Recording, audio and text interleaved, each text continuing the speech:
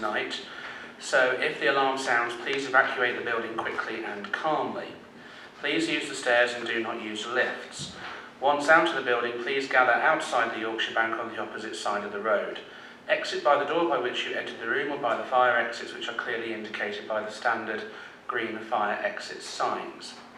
If you need any assistance in evacuating the building, please make yourself known to a member of staff. As a piece of housekeeping, can we all please make sure that our mobile phones are turned off or set to silent? Don't want them going off in the middle and embarrassing anyone. And tonight's meeting is being recorded both by the council and I believe a member of the public for future broadcast. The council one will go up on our YouTube channel usually within 24 or 48 hours. Okay. Do we have any apologies? We do. Councillor Hancock gave apologies, substitute Councillor Phillips. Councillor Panda apologies and substitute Councillor Evans. And Councillor Longden gave his apologies today, unfortunately he can't today. Okay. I think that's everyone accounted for. Minutes of the last meeting. Is everyone happy for me to sign these as a true and accurate record of what happened last time? Yes, sure. Thank you.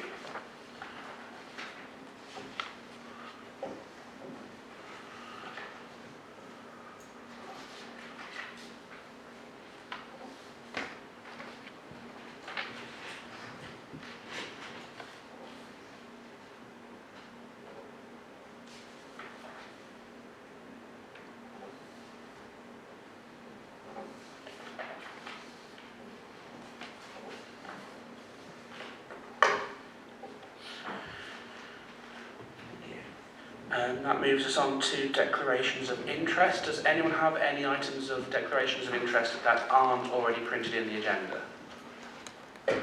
Councillor Shepherd.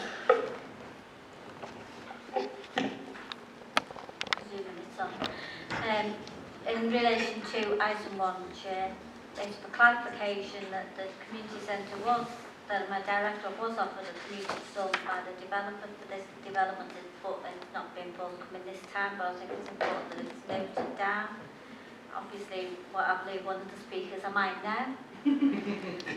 And also, I had contact with a few residents. Okay. Thank you very much. Any other declarations of interest? No. So are there any declarations of contact? Councillor Evans. Chair, am I correct in saying that the Willis Grove application has been deferred? Because I have had a resident contact me about that, but it's not on this list. It's in the agenda. I believe there is a request, but that will be down to the committee to consider whether it is to be deferred or not. If that's the case, so I did visit the site and a resident did come out and speak to me because he knew that I was a councillor. I didn't give any indication as to how I would vote on the application. Thank you. Councillor Smith. Yes, thank you, Chair. Item 3, Smithfield. I've had communication with both the father of the applicant and also a number of residents down that road, but I haven't given any indication on how I'll vote. Councillor Sargent. Yeah, I've had some contact with people on item number 1, but again, I haven't given any indication on how I'll vote. Thank you. Did I get everyone's declarations of contact? Okay, thank you. So we then move on to applications where we have members of the public wishing to speak. We have members of the public wishing to speak on items 1 and 3.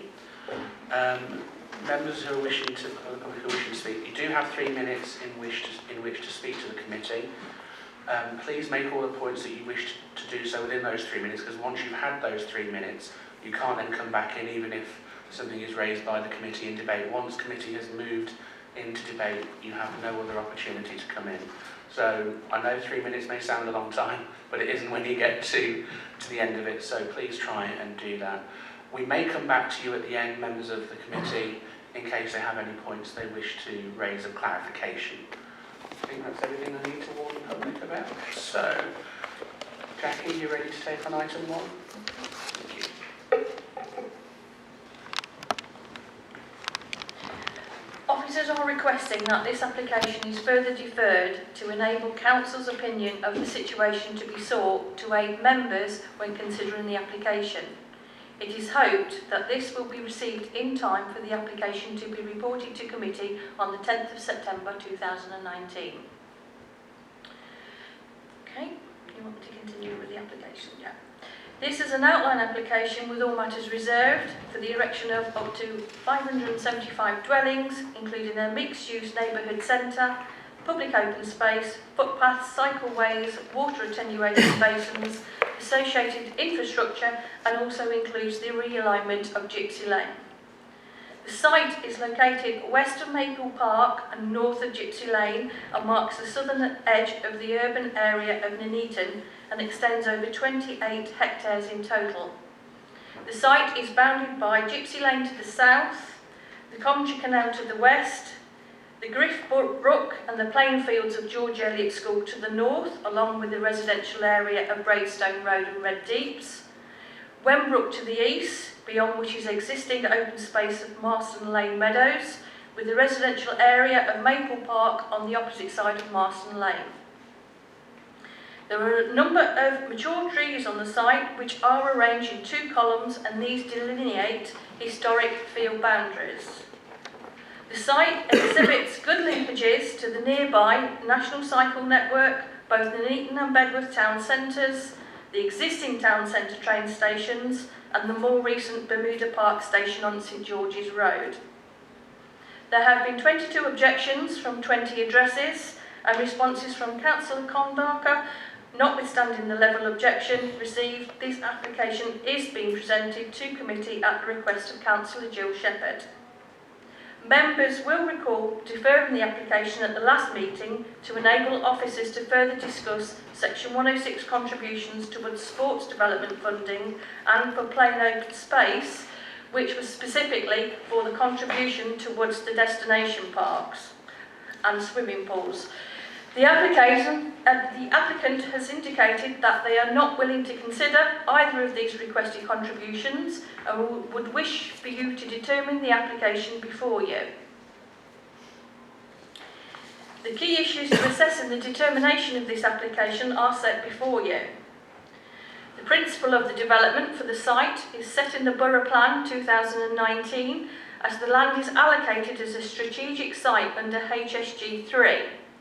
This policy sets out how the strategic site will be developed, principally for residential use and to include a mix of community uses.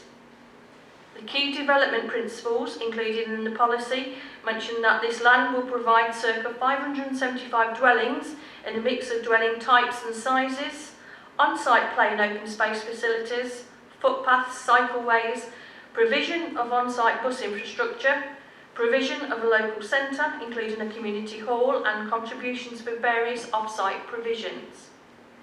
In relation to the visual amenity and landscape character, the site is located within the Nuneaton and Bedworth urban fringe landscape character area, which is deemed to be of moderate value in need of enhancement with the conservation of farmland, hedgerows and trees. The evidence base indicates that this specific site is of low value and sensitivity is of a lower value and sensitivity than the wider character area, and therefore has the capacity to accommodate residential development without causing substantial harm to the character area. As this is an outline application, there could be many different final forms of development, since the details are reserved for consideration later.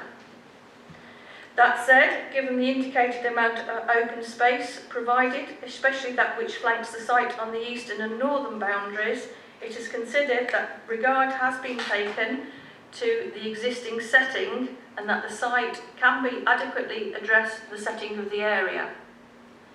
All distance standards in the Council's adopted Residential Design Guide 2004 are more than met in the illustrative master plan submitted with the scheme in relation to the distance to existing properties. The nearest residential properties are those to the north east on Braidstone Road and Red Deeps. These residential properties will be separated from the site by a belt of open space, and whilst the reserve matters will dictate the final layout, there are no concerns that there will be a loss of residential amenity as a result of this development. 25% affordable housing has been agreed with the developer as per local policy. The applicant submitted a transport assessment to assess the highways and transport implications of the proposed development. It is proposed that vehicular access would be gained via 2 new junctions, a roundabout and a simple priority junction on Gypsy Lane. Gypsy Lane would be realigned within the site in order to remove a sharp bend that is currently subject of local safety concern. This would improve safety, and along with the introduction of lighting and potentially a reduced speed limit and gateway features, would further enhance road safety. The junctions and road alignment have been designed in such a way that buses could potentially access the site in the future, and Highways have requested that the development partially funds a bus service via the 106 legal agreement. The traffic assessment concludes that the proposed development would have no material adverse impact upon the operation of the road network and would be accessible to a range of services and facilities, enabling journeys by sustainable modes of transport consistent with policy. The response from the Highways Authority is one of no objection, subject to conditions and planning obligations which are considered acceptable by officers and agreed with the applicant. Warwickshire County Council Archaeology have no objection, subject to a condition. In relation to flood risk, part of the site along the northern and eastern boundaries is within flood zones 2 and 3. The drawing on the left on the presentation slide shows that the built development will be within flood zone 1, which is the least likely to flood. Legislation requires that consideration is given to the potential impact of flooding on new development, whilst ensuring that flood risk is not increased elsewhere as a result of it. A flood risk assessment was submitted with the application and assessed by both the County Flood Risk Team and the Environment Agency.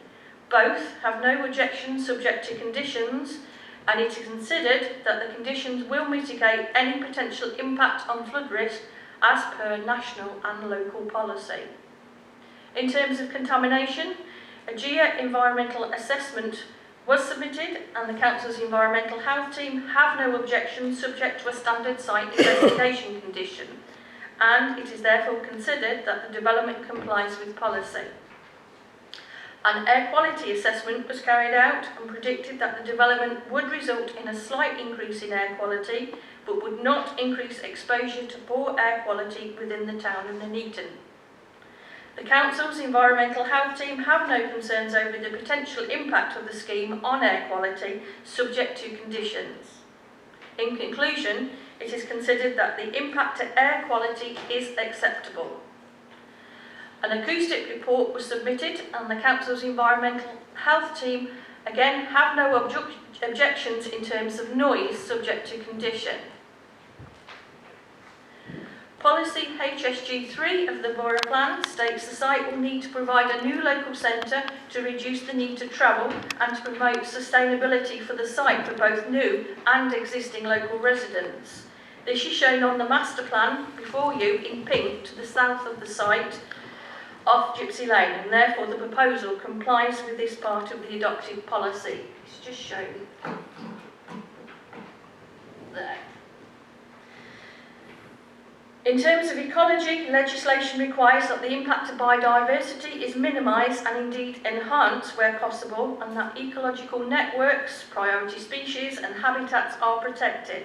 The proposal includes either open space, landscaping or green corridors on all boundaries.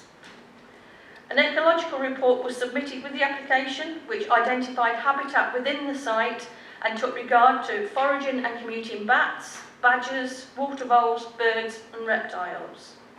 Warwickshire Wildlife Trust has raised no objection to the scheme, subject to conditions, and it is considered that there will be no significant harm to ecology or biodiversity.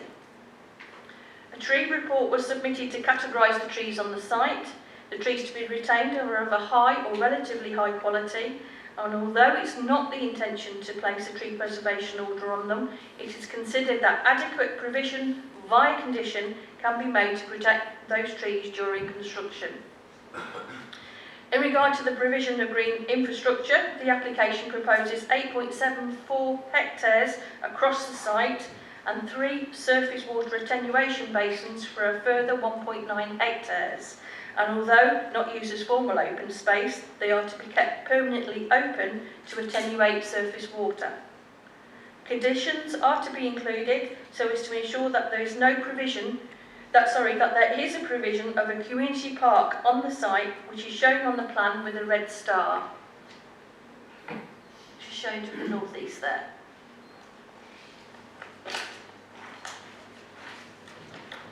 The Council's Parks team have responded with an objection on the ground that parts of the master plan are inadequate in regard to footpaths to access open space and for movement across the site.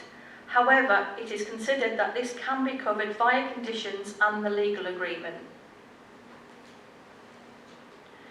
National policy states planning obligations are a mechanism to make unacceptable development acceptable as long as they meet necessary tests. These are shown in your agenda on page 36. Policy HS1 of the Borough Plan states that development will be required to provide infrastructure appropriate to the scale and context of the site in order to mitigate any impacts of the development. Many of the key development principles set out in Policy HSG3 refer to the contributions and have been agreed with the applicant. Please refer to pages 34 and 35 of your agenda. The canal bridge, called Turnover Bridge, which is there, is to the west of the site. The applicant is willing to enter into a legal agreement to pay a contribution towards improving this bridge which crosses the Coventry Canal. Let's just go back a minute. And which is considered to be a strategic footpath cycle connection from the site to the approved, subject to a legal agreement, employment site to the west and beyond. The Canal and Rivers Trust originally objected to the scheme as there was no mechanism to allow for the use of this bridge without the Canal and Rivers Trust funding the work. Subsequently, a draft legal agreement has been prepared with a mechanism to allow for the works to take place and being partly funded by this development and by the employment site to the west. However, the Canal and Rivers Trust have maintained their objection as they are not party to the legal agreement, although it is considered there are adequate mechanisms to deliver the footpath link either through the council or by county. As things stand, the Trust do not believe that the legal agreement would provide a suitable basis for the future use of the bridge as a pedestrian and cycle path. During the local plan examination, the applicants entered into a statement of common ground with the council and the applicants of the adjacent employment site to make it clear that responsibility for delivering the crossing should not rest with the applicants of these sites, but that proportionate 106 contributions from both were acceptable so that the council would not have to fully fund the cost of these works. This is to be included within any legal agreement should committee be minded to approve the application and is considered to be reasonable. A request was also submitted on behalf of Whitestone Community Centre for £35,000 to improve existing facilities. However, it was considered that this was not still compliant because it referred to works required due to existing issues and the schemes proposed were not costed out. In relation to the other 106 contributions, the applicant has agreed to pay out approximately £5.5 million towards infrastructure requirements across the borough, including education, health and highways, as well as provide up to 144 affordable dwellings on the site. Nonetheless, councillors should note that the applicant has refused to agree to requests submitted by the council's sports development and leisure team and part of the contribution requested by the Council's Parks and Countryside team. As in the applicant's opinion, they are not SIL compliant. The full breakdown of the 106 contributions that have been refused are on page 35 of your agenda, and amount to just over £1.3 million towards sports provision and £237,000 toward the Pingles area of the destination park. Planning officers differ with this opinion, as there will be an identified need for sports facilities as a result of the development. Likewise, there will be an increased use of Riversley and Miners Welfare Parks, which is the destination parks. Both of these requests for planning contributions are considered necessary, directly related to the development, and fairly related in scale and kind. In regard to the sports development contributions, officers have pointed out that elsewhere in the Borough Plan, Policy SA1, it makes particular reference to community, sports and physical activity facilities. Officers also point out that the site is referenced within the Infrastructure Delivery Plan, which refers to sports and physical activity facilities. The applicant has correctly pointed out that within the strategic housing site, HSG3, neither sports development monies nor destination park contributions are included as a necessary requirement of the key development principles. They also point out that all strategic sites within the Borough Plan do require sports development monies and destination park contributions. Consequently, the applicant contends that these two requests cannot be included. Both the Council's Parks and Sports team argue that the omission was accidental and that national policies and local policies within the Borough Plan, together with the Council's adopted Infrastructure Delivery Plan, identify the need for all strategic sites and major applications over 10 dwellings to contribute to existing and new play and sports provision in the borough. The local policies that make specific reference to this are provided in your agenda, pages 17 to 20. As stated at the start of my presentation, members requested this was deferred as the last committee so that officers could hold further discussions with the applicant in relation to this. However, the applicant has categorically stated that their position still stands and that they want members to determine the application on this basis. The legal team conclude that there are grounds for refusal due to non-agreement to these two 106 contributions, which could potentially be supported at appeal, but that any outcome of an appeal is unclear and the planning inspector could consider that refusal on this basis is unreasonable and award costs against the council. This does provide a difficult and very balanced decision for members, especially as the Borough Plan has so recently been adopted.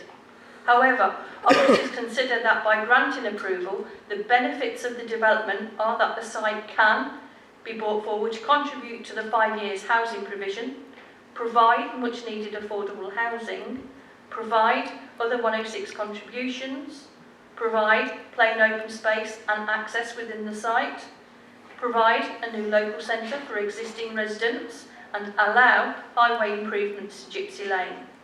All of the above do provide benefits and weigh heavily within the planning balance. In conclusion, it is recommended to members to approve the application subject to conditions printed on the agenda and signing of a 106 legal agreement. Thank you, Chair. Thank you, Jackie. We do have 3 speakers on this item. There is a suggestion that this item could be deferred. So those speakers, you're perfectly entitled to put your case tonight as you intended, but also you will get a second bite of the cherry if the committee decides to defer to the next meeting. That will be discussed later. So, Councillor Condrickle, you're the first one on the list. Do you wish to continue speaking? Yes, thank you. I've got a bit of a rough throat, so apologies if I'm a bit jerky and quieter than normal. 3 points I wanted to make. First, the officer talked about increased air quality. That's a totally ludicrous statement because it can be interpreted two ways. It should be increased pollution or decreased pollution. You know which way round the statement means then. I believe the officer wants us to understand there's a small amount of increased pollution, but because they use the term air quality, that is misleading. Second point I wanted to make is about condition 27. We're making progress on the turnback bridge, but what happens in these developments is the cycle link is the last thing that happens. In Wellington, it's been 7 years and we still haven't got the little cycle link in. So condition 27 allows the development to put the ramp to the turnover bridge in actually 90% of the way through the development. It depends what order the phases happen. So I would like condition 27 to be reworded so we take out the bit about phases. So the condition should say no development shall commence until details, including specification for the ramp, have been submitted. So the only thing that would require is they submit details of the ramp, and that no dwelling should be occupied until the ramp has been constructed. So basically, before we occupy houses on this site, we need to make the safe cycling route. To actually allow it to happen at phase 3 or phase 6 or phase 2 is ludicrous, because we're not going to put people's life at risk cycling down Gypsy Lane. The third point I want to make is the bus service. Extending a Whitestone bus onto this development will lead a dead-end bus service. The borough plan is full of stuff about the A444 corridor. It's clearly the place that people need to get to by bus to then get onto the 48 bus to Coventry, Bedworth, whatever, 48 buses every 10 minutes, or the new railway station, which hopefully will have a train every 15 minutes to Coventry one day. So we clearly can't have a dead-end bus service, so any payment for a bus service must go as far as the Coventry Road, and then whether it goes down to Bermuda, across the cinema, or whatever, it is then a service that connects, and we don't have a ludicrous situation where people living on this development who don't have a car would have to get a bus from here all the way through Whitestone back to Nuneaton and then back up the Coventry Road to get to Bedford for Coventry. Thank you, and sorry about my voice. Thank you. I think a few of us have been through that recently with the voice. So, do any members of the committee have any points of clarification they wish to raise, questions of clarification? No, thank you very much. Bill Shepherd, thank you. Thank you, Chair. First of all, I'd like to raise concern about the lack of consultation on this. The last time this was consulted on was over 2 years ago. On my walks with my dogs, I walk regularly around that area, and nobody knows that this development's going, or very few people. I will say that I took part in the first round of consultation with the developer. I raised concern about a community centre on the site, that it would put Wembrook Community Centre and Whitestone Community Centre in danger because they're already established. The developer then agreed with us that they would do a commuted sum to support both Wembrook to upgrade the facilities and Whitestone community centres. So I would ask if you're mindful of deferring to put notices up along Marston Lane, because then people do not know about it. The first time this was proposed, they were horrified when somebody put all the shrubbery down along the Wembrook, where disturbing the water bells there. I have raised this with Warwickshire Wildlife. But if the committee are mindful of approving it, which officers are recommending, I would ask specifically that the trees on the site, because there's some really mature oaks there, that TPOs are placed on them, because you know we remember all too well development in the borough where developers have come in, and I can think of Leyland Road as one, and stripped out all the trees. I would also ask that there's a buffer zone, if you're mindful of approval, at the Red Deep side, because we have the Griff Brook there, we have a bit of protection to the Wembrook along Marston Lane. There's no protection along the red deep side of it. I would also ask, I wanted to speak at the inspection, but I wasn't allowed to. They seemed to think that there was a complete free run, cycle run through from Gypsy Lane through to the Pingles and indeed the town centre. That's not the case because there's a problem crossing Donnythorne Avenue. So I would ask that as part of the development, we ask the developer to provide a crossing there to make it safe to go from the development straight through to the town centre. I'm quite happy with the use of the what we know as the Molly Bridge, because we've been pushing for a footpath between there and Griff Hollows for a long time. I'm sorry, I do have to bring you to a close there. So you're right, 3 minutes is not long enough. Does any member of the committee have any points of clarification? No. Thank you very much, Bill. And that moves us on to Chris Hall of Trentport Investments. Thank you. Chairman, committee members, this is a fair and reasonable and very supportive report. I would take issue with only one word in it. At reason for deferral, it advises that Trentport is not willing to consider the requested sports development funding and destination parks contribution. This is incorrect. We have considered this very, very carefully, and a more accurate word would be accept. We cannot accept them for the reasons set out in the first and third paragraphs on page 36 of your report, and crucially for the reasons set out in the sixth paragraph on that page, the one which notes the specific absence of these requirements from Strategic Housing Policy HSG3. I would ask you to approve this application for 3 reasons. Firstly, the Borough Plan was adopted as recently as the 10th of June.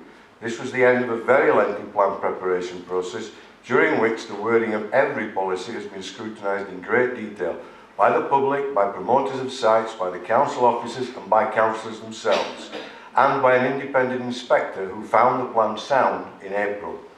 Unlike every other strategic housing policy in the new Borough Plan, HSG3 is silent on the requirement for these 2 contributions.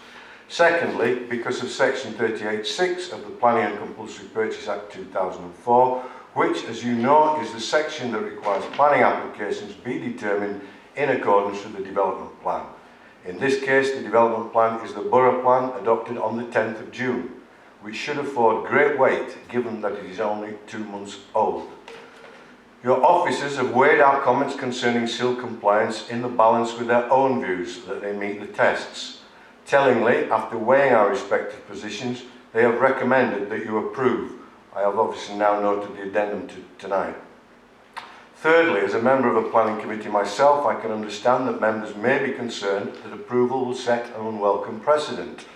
I would say to you that there is no danger of such a precedent being set, for the simple reason all other strategic residential allocations specifically capture the 2 contributions in question.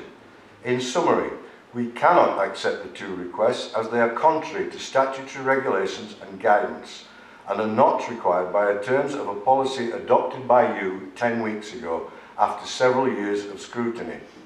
We are not anti-play, open space or sport. We have already agreed to over £700,000 out of the £946,000 requested by your Parks Department. The total 106 contributions could be well in excess of £6 million, plus the 25% affordable housing. I would therefore respectfully request that you determine this application in accordance with the officer's recommendation to approve and in accordance with your recently adopted local plan. Thank you, Chair. Thank you. Are there any points of clarification? I do have a point of clarification if no one else does. You stated that you want the committee to determine it tonight. If the committee is minded to defer, would it be your intention to appeal on the grounds of non-determination, or would you be willing to agree an extension with the council for it to be considered at the next committee? I would need to sleep on that, Chair. It's very disappointing that here we are the second time and I've only just learned that you're only just taking council's opinion. I would have thought that should have been taken before it went to the first committee in July. So I really would have to sleep on that and discuss it with the board. Thank you. I thought it was important to ask that question because I think that if it does come up in debate, members may wish to take that into account in their decision, which is why I asked the question. Before we move on to the substantive item, do you have anything you wish to come back on? No. Well, as I understand it then, the new recommendation from officers is to defer for council's opinion. To enable debate to take place, can I move the new recommendation as printed on the addendum that the item be deferred to the next planning committee? Does that receive a seconder? I call Councillor Watkins aye first, so thank you. So it's open to any member. Councillor Phillips. Thank you, Chair. I think we have reached a stage whereby we do need to take council on this. It is a very important site. I would rather make a rational, informed decision on a planning application rather than half a decision based on what we've got in front of us. I think we need to know, as a council, what council would advise us on this. I'm quite happy with the site, but this is a situation whereby I think I would take officers' advice and take Queen's Council on the issues that we've got concerns with. Okay, thank you, Councillor Phillips. Councillor Lloyd. Thank you, Chair. Yeah, just on the same vein, actually. You know, at the end of the day, yeah, it looks as if there's been a mistake been made somewhere. But, you know, we've been criticised on this council time and time again for not putting infrastructure in, not building new facilities, etc., etc. No matter how you look at it, this amount of houses is going to add to the sporting facilities within this borough. Whether it's new people moving into those properties or people moving from elsewhere in the borough into those properties, there's still going to be new people moving into the borough. So there is, at the end of the day, a responsibility on the developers to pay into those new facilities. They will need expanding, there's no doubt in my mind, to take on board all the people that are coming into the borough. So on this occasion, on this one, I think I agree with the recommendation that we do defer, seek Queen's Counsel. You know, at the end of the day, if they do want to take us on non-determination, that's entirely up to those, but we shouldn't be swayed by that. This is a massive amount of money that's going into our infrastructure within this borough, but we've been criticised as a council for in the past, and we should do everything we possibly can to make sure we're on firm ground. So I agree with the recommendation that we should defer for council. Thank you, Councillor Lloyd. Any other members? Councillor Watkins. Yeah, thank you. Well, I'm pretty much the same really. I do think that we should press Warwickshire Wildlife Trust because again there's no objection from them or no reply from them. Also, if it was a mistake, it was a mistake that it was missed. But 575 houses coming to this borough is obviously going to bring a lot of people, and any developer developing in this borough should recognise that and give towards parks and countryside. So I'm quite happy to defer this until we get further advice. So I'll defer it. Thank you, Councillor Evans. Oh, okay. Councillor Shepherd. Thank you. Chair, it's a question to officers in respect of TPOs. I've noticed that you said about TPOs on the trees with developments. If we are moving towards deferring it for another 3 weeks, I know an awful lot of trees can disappear in 3 weeks, so I wondered whether we could put an amendment onto that recommendation to say that we put a TPO on the trees for now, and then at least for safeguard. And we could do that. I will have to check whether there's actually, I know there's been a survey done by the applicants and they seem to be the application, but we would have to check with our tree officer as well, because he will have to go out and check all the trees and you have to score them before you can do a tree preservation. So we look at it. Can't guarantee that that's what we will do. Not put a TPO on, that's what I meant. Are members happy to accept that as a friendly amendment to the recommendation? Okay. I do have a question for officers about this. If the committee doesn't defer and considers it tonight, then looking at the table of contributions requested, those ones which are contested by the applicant, would the approval be on condition that they pay those, and if they disagree with them, they would have to appeal those conditions? No, because the contributions would be paid as part of a 106. If you determine the application tonight, you've either got to approve it in accordance with what's on the agenda or refuse it on the basis that, presumably on the basis that they won't pay those what you consider would be self-compliant obligations. Help? I think so. Just for my clarification then, our approval would include those requirements, but then they wouldn't sign up to the agreement. The applicant has made it clear, both in correspondence with me in the past and tonight, that having considered those obligations, they are not accepting them and won't pay for them. So that your decision has got to be based on the fact that they have stated that. Okay, thank you. My personal view on this, because I did have myself down to speak, is that I am extremely unhappy that we're in this position, because regardless of the right or wrongs of the individual site allocations, we've been through that. I think we have all as a council signed up to the principle that if you develop within this borough, you should pay your way towards offsetting whatever harm your development may cause.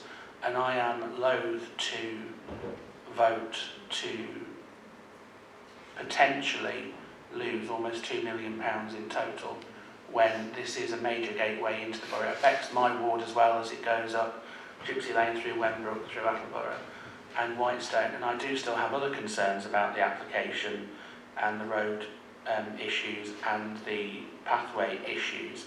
But my big concern is that for whatever reason we may lose that money, and that to me is not acceptable. So whilst weighing the significant response from Mr Hall that they may not agree, I think in the interests of the residents, the greater risk for me is not getting that money. It is a judgment call, and I think most members would agree with that, so I will reluctantly go with the recommendation for deferral. Unless any other member wishes to speak, I think that's moving us towards a conclusion. So all those who are in favour of the recommendation for deferral, as well as investigating the issue about an interim tree preservation order as suggested by Councillor Shepherd, all those in favour of that recommendation? All those against? I think that was unanimous. The application is deferred to the next committee.